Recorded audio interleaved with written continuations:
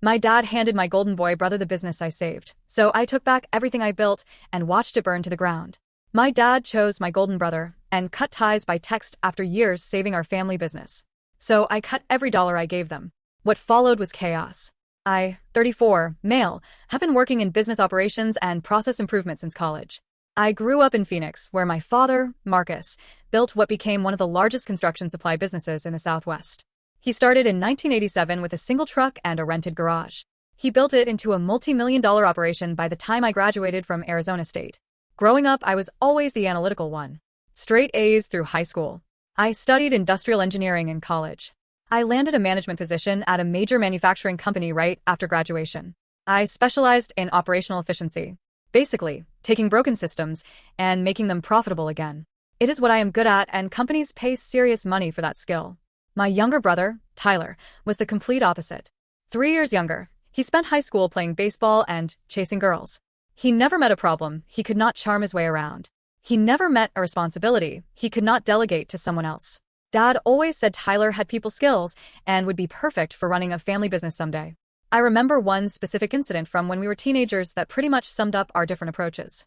Dad had asked us both to reorganize the garage workshop over a weekend. I spent Saturday morning creating an inventory system, labeling everything, and setting up efficient storage zones. Tyler spent Saturday afternoon rearranging tools based on what looked good, and then disappeared to hang out with friends. When Dad saw the results, he praised Tyler for making the space look professional while completely missing that my system had actually made everything functional and efficient. That was the pattern our entire lives. Tyler got credit for style. I got ignored for substance. The family dynamic was pretty clear from early on. Dad saw Tyler as a successor and me as the smart kid who would go make his fortune somewhere else, which was fine by me. I had my own career and my own life. Then Tyler met Jessica. He was 26, she was 22. They met at some upscale Phoenix nightclub. Jessica was everything you would expect. Bleached blonde hair, designer, everything. The kind of girl who would never worked a day in her life, but somehow always had money for shopping trips. She took one look at Tyler's last name in the family business and made her move fast. I will never forget the first time Tyler brought her to a family dinner. She spent the entire evening asking leading questions about the business. How many employees do you have? What is your biggest contract? Do you own all those trucks I see around town? When Dad mentioned they were looking at expanding into Nevada, her eyes literally lit up like she'd just heard about buried treasure. Within 6 months, she was pregnant. Within a year, they were married. Within 2 years, she had positioned herself as the modern voice the business needed and somehow convinced Dad to put her on the payroll. The pregnancy thing was strategic, too. I am not saying she planned it, but I am saying she made sure everyone knew about it immediately and started talking about securing the family legacy for the next generation before she was even showing. At their wedding, her maid of honor speech included a line about how Jessica was finally part of a family that builds things instead of just dreaming about them. Real subtle dig at her own working-class background while positioning herself as essential to our family's future. I watched all this from a distance. I would visit for holidays, help out with some of the business technology when Dad asked, but mostly I stayed focused on my own career. I was making good money, had my own house, my own life. The family drama was not my problem. Then 2019 happened, and everything changed. The first sign of trouble came during Thanksgiving 2019. Dad looked exhausted, older than his 58 years. After dinner, he pulled me aside. "Son, I need to ask you something, and I need you to be honest with me. What do you think about the business?" I had been watching the numbers peripherally for months. Revenue was flat, expenses were climbing, and from what I could see, they were burning through cash reserves at an alarming rate. "What is Tyler telling you?" I asked. "He says, everything is fine. He says, the construction industry is just going through a rough patch, but we are positioned well for when things turn around." That should have been my first red flag. The construction industry in Phoenix was booming in 2019. If they were struggling while everyone else was thriving, the problem was not market conditions. I pulled up their financial statements on my laptop. What I saw made my stomach drop. Labor costs were up 40% from the previous year, but revenue had only grown 8%. Their cost per delivery had doubled because Tyler had decided they needed premium service vehicles. Basically, he had replaced their functional delivery trucks with expensive new ones that looked better but cost twice as much to operate. But it got worse. Tyler had also hired a fleet coordinator, some guy from his baseball league, who got paid $45,000 a year to basically schedule which truck went where. This was work that their dispatcher had been handling perfectly fine as part of her existing duties. Inventory turnover was a disaster. They were sitting on $200,000 worth of materials that had not moved in 6 months because Tyler kept ordering based on gut feelings rather than actual demand data. I found orders for specialty concrete additives that only worked in temperatures below 40 degrees in Phoenix in summer. When I asked Tyler about it later, he said, "You never know when we might get a big job that needs that stuff. Better to have it ready." Hey, Tyler, this is for cold weather construction. We are in the desert. Exactly. Nobody else will have it, so we will corner the market. There was no market. Nobody builds with cold weather additives in Phoenix because it never gets cold enough to need them. Worst of all, Jessica had somehow gotten herself a $75,000 salary as Director of Marketing and Communications. Her job description was maintaining their social media presence and building brand awareness in key demographics. I looked at her Instagram, selfies, and hard hats she had obviously never worn. Post photos with construction equipment she could not operate and promotional posts about family values and local business tradition. She had 1,200 followers, most of whom appeared to be other Phoenix social media wannabes. Her LinkedIn profile was even better. She had listed herself as strategic marketing executive with expertise in digital brand development, customer relationship optimization, and multi-platform content creation. Her previous work experience: freelance lifestyle consultant and independent brand ambassador. "Dad," I said carefully, "you have got some serious operational efficiency problems. Can you help us figure out?" I should have said no. I should have told him to hire a real business consultant and stayed out of it. But he is my father, and watching him stress about losing everything he had built was hard. That was the beginning of the end, though I did not know it at the time. I took 2 weeks of vacation in December 2019 to dive into their operations. What I found was worse than their financial statements suggested. Tyler had been making decisions based on what felt right rather than data. He had signed a 3-year lease on a warehouse 60% larger than needed because it looked more professional. The extra space cost $4,000 monthly and sat empty except for Jessica's content creation area, a corner with good lighting for Instagram photos. He had hired 6 friends from his baseball league at $18 to $22 an hour for work their existing team could handle with better organization. One hire was particularly memorable. Brad, the customer experience specialist who called customers asking vague questions like, "How did everything go?" The customers hated it. One contractor told me, "Some guy keeps calling asking how my concrete pour went. I ordered gravel, not concrete, and that was 3 weeks ago. Tell him to stop calling me." Jessica's marketing had cost $30,000 in the past year. She had hired a photographer, spent $8,000 on a website redesign that looked identical to the old one, and convinced Dad to sponsor a youth baseball charity golf tournament for $15,000 to connect with construction professionals. When I asked about the logic, her response was pure gold. Marketing is not always about direct ROI. Sometimes you invest in community relationships that pay dividends over time. What dividends? Brand recognition. People see our name and associate it with community values. How many new customers did we get? That is not how marketing works, Michael. You cannot reduce everything to simple metrics. We got 0 new customers. 0. Their inventory system was a disaster. They would run out of common items while sitting on pallets of specialty materials that moved once yearly. Delivery scheduling was based on Tyler's daily mood. They were paying 30% above market rate because Tyler liked working with people he trusted. I spent Christmas break building them a proper framework. A 15-minute call with their concrete supplier saved $35,000 annually. They had been asking Tyler about volume discounts for 2 years. When I presented the plan to Dad on January 2nd, he stared at the numbers for 5 minutes. This would save us almost $300,000 a year. Conservative estimate, probably closer to $400,000 once fully implemented. "Do it," Dad said immediately. "Whatever you need." I took 3 months unpaid leave and moved home. The inventory system took 6 weeks to implement. Staff training was an adventure. When I showed them the new routing system, their lead driver said, "You mean we do not have to zigzag across town 12 times a day anymore?" Tyler kept disappearing. Client meetings became 3-hour golf games. Supplier visits coincided with Phoenix Suns home games. Jessica was actively hostile. When I suggested managing social media internally, she delivered a 20-minute speech about brand consistency and building narratives that resonate with target demographics. I asked her to show correlation between marketing spend and customer acquisition. She said data was too simplistic to capture the holistic impact of brand development. They had gained 12 new customers in 2019 with a $30,000 marketing budget. That is $2,500 per customer in an industry where average lifetime value was $8,000. By April 2020, the transformation was obvious. Delivery efficiency up 45%. Inventory costs down 30%. Customer satisfaction improved. The business was generating $35,000 more monthly profit. Dad called me his miracle worker. Tyler took credit for implementing new operational strategies. Jessica posted Instagram stories about family business innovation and dedication. In May 2020, Dad called a family meeting. I expected to discuss formalizing my role. Instead, I found Tyler and Jessica with printed presentations. Jessica wore a business suit I had never seen and had slides about leveraging core competencies and optimizing human capital allocation. One slide was titled Strategic Organizational Realignment for Sustainable Growth. The bottom line, they wanted me in an advisory role while Tyler assumed operational control. Jessica would become Executive Vice President of Strategic Development with a $90,000 salary. Tyler needs to take ownership of the company he is going to inherit. Dad said, "You have got your own career." Jessica smiled that fake corporate smile. "Think of it as promoting you to strategic advisor." Then came the equity restructuring. Tyler gets 65% when Dad retires. I keep 15%. Jessica gets 10%. When I asked for reimbursement of my $150,000 investment in consulting fees, Dad said, "Family members do not charge family for help." That is when I realized they had planned this from the beginning.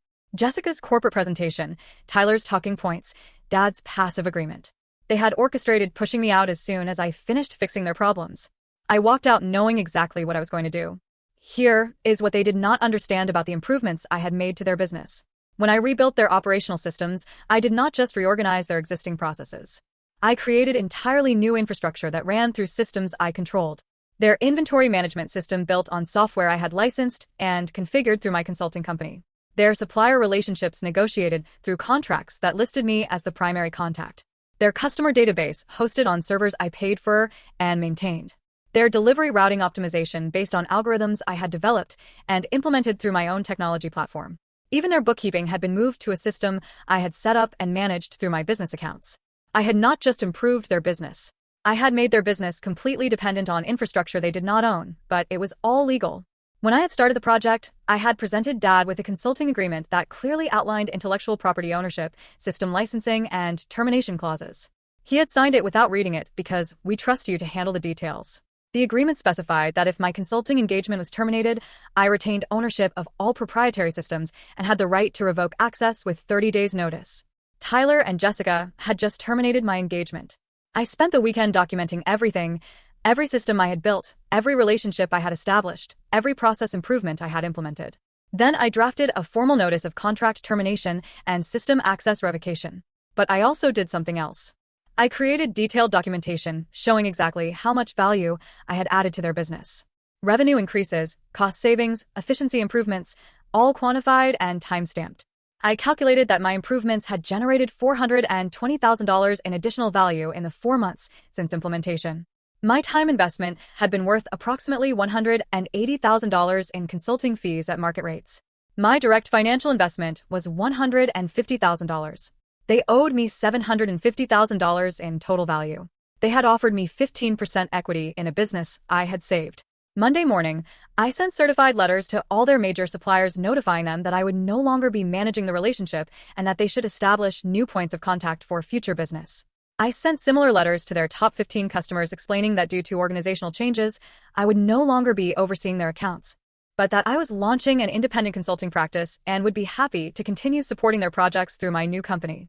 The letter to customers was carefully worded.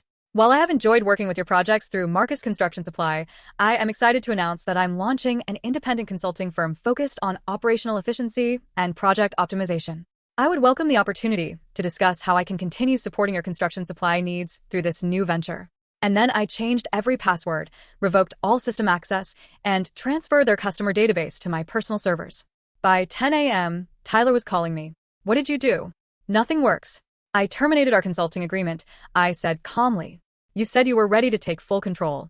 You cannot just shut everything down. It is my intellectual property. You wanted me out, so I am out. This is sabotage. It is contract enforcement. You have 30 days to transition to your own systems as specified in the agreement your father signed." Tyler was practically hyperventilating. "We cannot operate without those systems. You should have thought about that before you decided I was not valuable enough to keep around." That afternoon, I received a call from my attorney. Dad had contacted him, demanding I restore access immediately. My lawyer reviewed the consulting agreement and called me back an hour later. "They do not have a legal leg to stand on," he said. "Everything you did is covered under the intellectual property clauses. They can demand all they want, but you are under no obligation to provide ongoing access to systems you developed and own." "What if they try to sue?" "With what case?" "They terminated your consulting agreement, and you are following the termination procedures they agreed to. If anything, they owe you money for early termination penalties." The next day, Jessica called me crying. Michael, please. You are destroying everything we have built together. Think about what this is doing to your father. I am thinking about it. I said, I am thinking about how my father let you and Tyler push me out after I saved his business. I am thinking about how none of you cared about family when you decided I was not worth keeping around. We never said you were not valuable. Jessica, you literally presented a PowerPoint explaining why Tyler deserved credit for my work and why you deserved a bigger ownership stake than me. That is not what that was about. That is exactly what it was about. You wanted the benefits of my work without having to acknowledge my contributions. By the end of the week, they had lost 3 major clients who decided to follow me rather than deal with Tyler's incompetence. The first month was beautiful to watch. Without my inventory management system, they could not track what they had in stock. Tyler ordered $60,000 worth of materials they did not need while running completely out of items required for active projects. The first major screw-up happened within a week. A contractor called needing 200 bags of Portland cement for a foundation pour scheduled for Monday morning.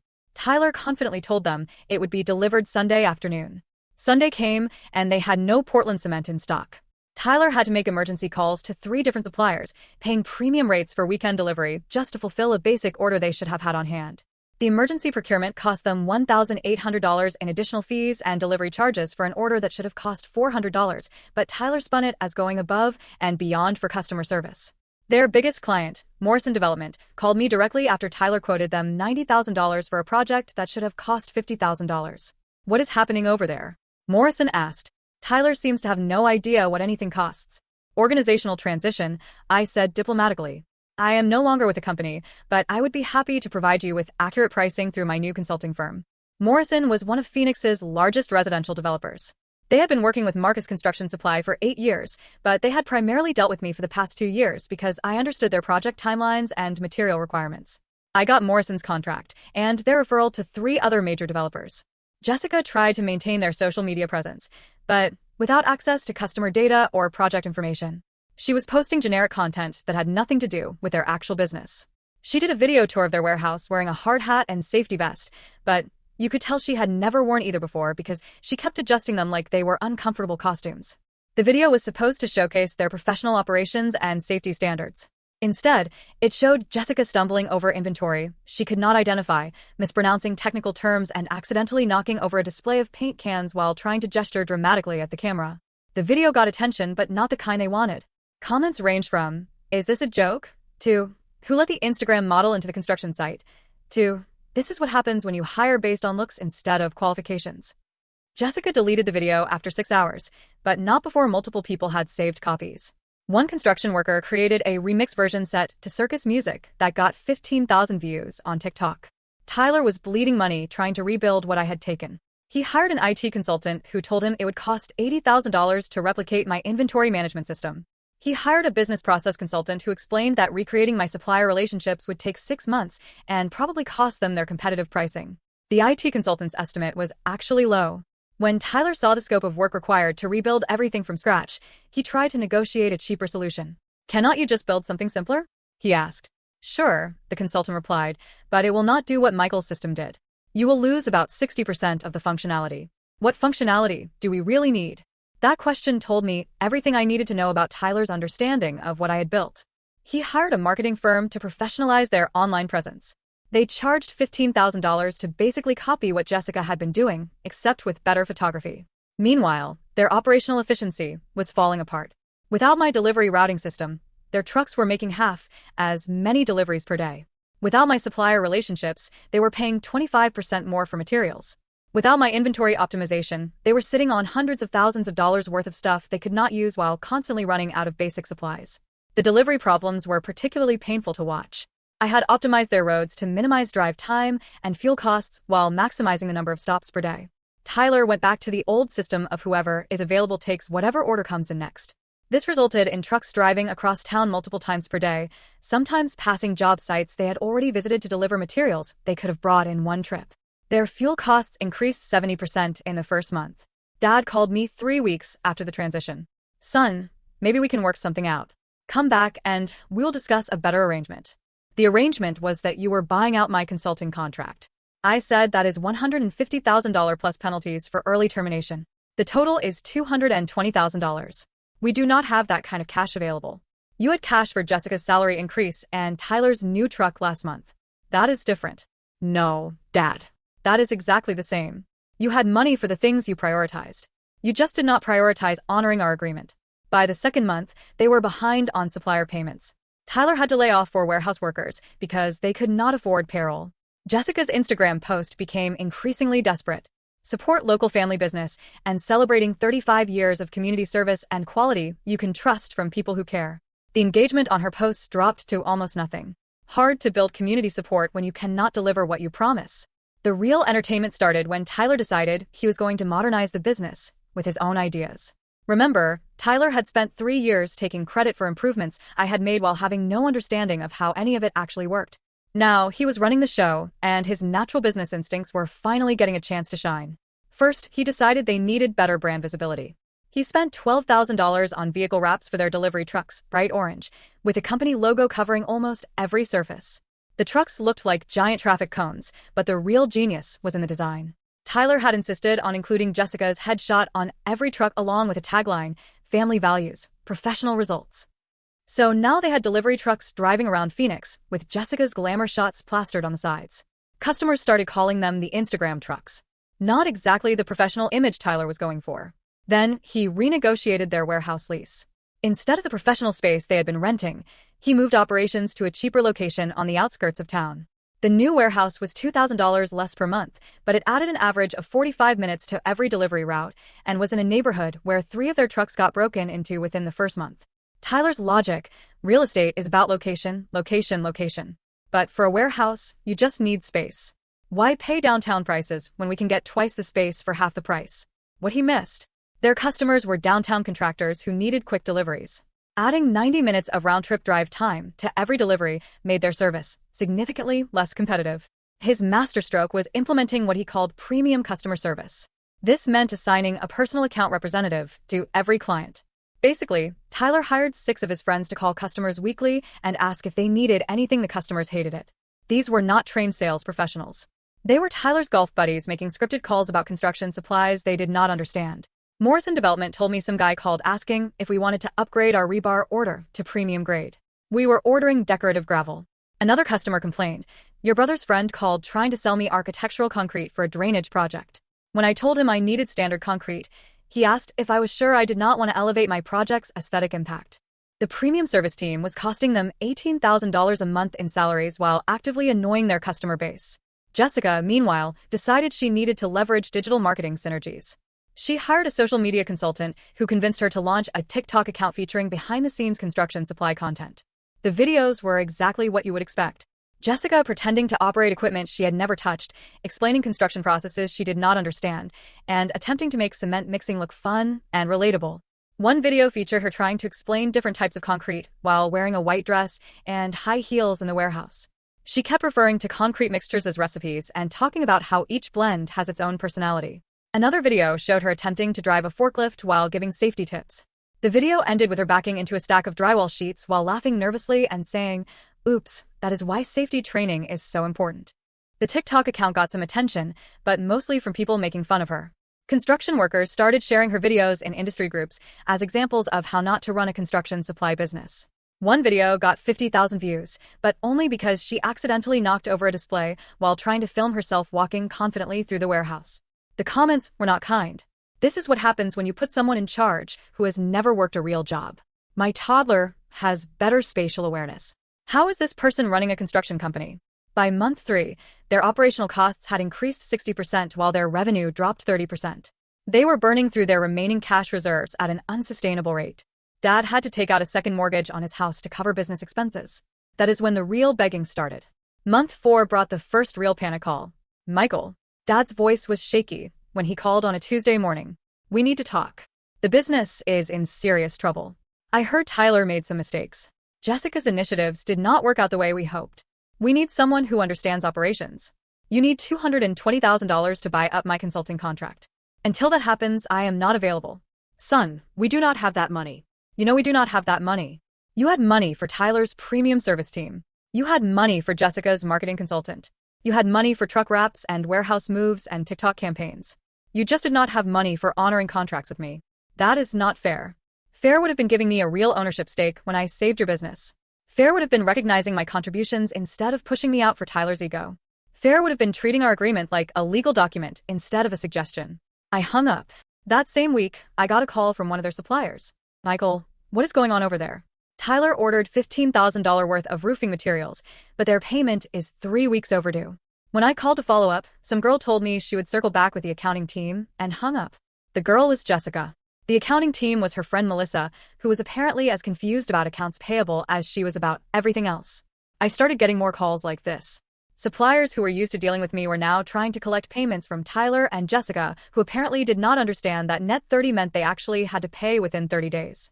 The next week, Jessica started reaching out to extended family members, trying to paint me as the villain who was letting jealousy destroy everything the family built. She called my Aunt Sarah. Michael is sabotaging the business because he is bitter about Tyler getting the leadership role. He is willing to destroy Dad's life work just to prove a point. But here's the thing about family. They had all watched Jessica's act for years. Aunt Sarah called me the same day laughing. That girl actually tried to tell me you were the problem after watching her spend money like she was printing herself for 3 years. She mentioned something about Tyler's natural leadership abilities and how you never understood the people's side of business. I told her the only thing Tyler ever led was his high school baseball team to a losing season. My uncle called me too. Jessica is making the rounds trying to get people to pressure you into coming back. She is telling everyone you destroyed their computer systems and that you are holding the family hostage. Nobody is buying it. We all remember who actually worked and who just showed up for the Christmas party photos. Tyler's friends started distancing themselves, too. The guys he had hired for his premium service team quit when their paychecks started bouncing. His golf buddies stopped returning his calls when he kept trying to get them to invest in turning the business around. One of Tyler's former teammates called me. Dude, Tyler has been asking everyone for money. Says he needs $50,000 to stabilize operations, and he will pay it back with interest. But everyone has heard what happened with your deal. If he screwed over his own brother, why would we trust him with our money? The final straw came when their insurance company dropped them. Jessica had posted a video of Tyler operating a forklift while eating lunch, trying to show how efficient and multifaceted their team was. The insurance company decided they were a liability risk. Without insurance, they could not fulfill any major contracts. Without contracts, they could not pay suppliers. Without suppliers, they had no business.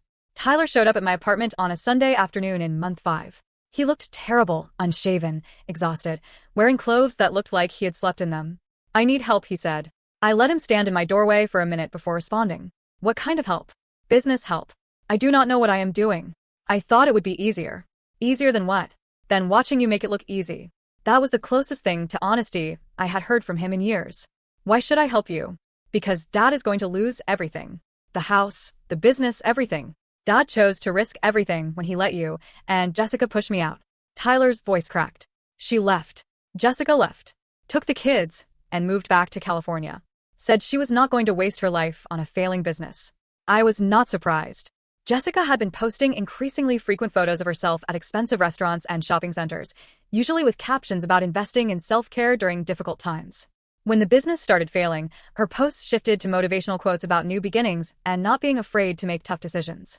Her final Instagram post before leaving Phoenix was a photo of herself at the airport with a caption, "Sometimes you have to choose your own happiness over other people's expectations." Grateful for this new chapter, new beginnings, self-love. Moving forward, she had already changed her relationship status to single and started posting photos with some tech executive from California within 2 weeks. Smart move, I told Tyler. Rats leave sinking ships. I know I messed up. I know you are better at this than me. Just help me save what is left. Here's the thing. I could have helped them. I could have walked back in there, rebuilt their systems, restructured their operations, pulled them back from the brink. The business was salvageable if someone competent took control immediately. But they had already shown me exactly who they were. Dad had chosen favoritism over merit. Tyler had chosen ego over competence. Jessica had chosen money over loyalty. So instead, I made Tyler an offer. I will buy the business from Dad for $300,000. I will keep him on as a consultant, and you can start fresh somewhere else.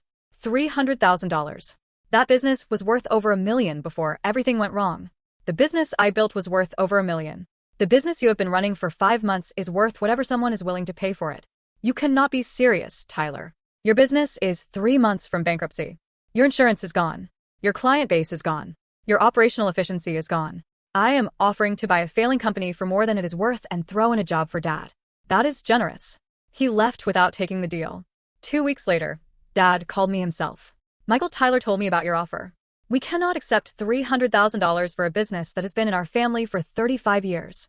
Dad, in 3 months, you're going to lose that business to bankruptcy and get nothing. I am offering you $300,000 and a consulting job.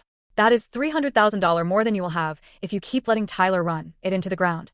There has to be another way. There is. Pay me the $220,000 you owe me. Give me operational control, and I will rebuild everything again. We do not have $220,000. Then take the $300,000 while you still can. He hung up. The end came faster than even I expected. By month 6, they were 3 months behind on their warehouse lease. Their primary supplier had cut them off for non-payment. They had 4 trucks repossessed because Tyler had missed the payments while spending money on his brand visibility campaign. The repossession situation was particularly pathetic. Tyler had been so focused on making the trucks look impressive that he had forgotten to make the payments. When the repossession team showed up, Jessica's face was literally being towed away on the side of a truck she could not afford. Dad called me on a Wednesday morning, and I could hear the defeat in his voice. Michael, the bank is foreclosing on the business loan. We are going to lose the warehouse, the remaining trucks, all the inventory, everything. What about Tyler's premium customer service?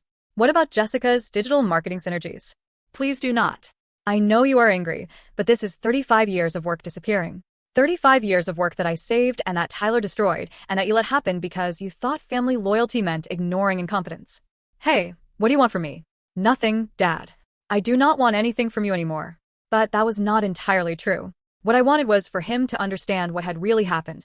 So I laid it out for him. Dad, I spent 3 months of my life and $150,000 of my money saving a business that was failing because of mismanagement. I created systems that increased your profitability by $400,000 a year. I built relationships that brought in millions of dollars in contracts. I know, son. And we were grateful. No, you were not. You were grateful until Tyler's feelings got hurt. Then you decided my work did not matter because Tyler needed to feel important. You gave away my contributions to make your favorite son feel better about himself. That is not how it happened. That is exactly how it happened. And when I asked to be compensated fairly, you told me family does not charge family. But when Tyler wanted new trucks and Jessica wanted salary increases and premium marketing consultants, somehow there was always money for that. I could hear him crying on the other end of the line. We can fix this. Come back and we will make it right. You cannot fix 35 years of playing favorites, Dad. And you cannot fix the fact that when it mattered most, you chose Tyler's ego over our family's future. The business closed 2 weeks later. Dad had to sell the house to pay off the personal guarantees he had signed on the business loans. The bankruptcy auction brought in enough to cover most of their debts, but not enough to save anything. Tyler moved to Nevada and got a job with a construction company doing basic project coordination. No management responsibilities, just following other people's instructions and keeping his mouth shut. His new boss told me when I called for a reference, we hired him specifically for grunt work. His resume shows management experience, but honestly, he seems more comfortable when someone else is making the decisions. Jessica's new marriage made it into Phoenix social media circles. She had found herself a tech executive who apparently appreciated her marketing expertise enough to put a ring on it within 6 months of meeting her. Her Instagram transformation was immediate. Gone were the construction site photos, replaced by pictures of wine tastings and spa days with captions about finally living authentically. Dad moved into a small apartment and started driving for a ride-share company to make ends meet. The man who had built a multi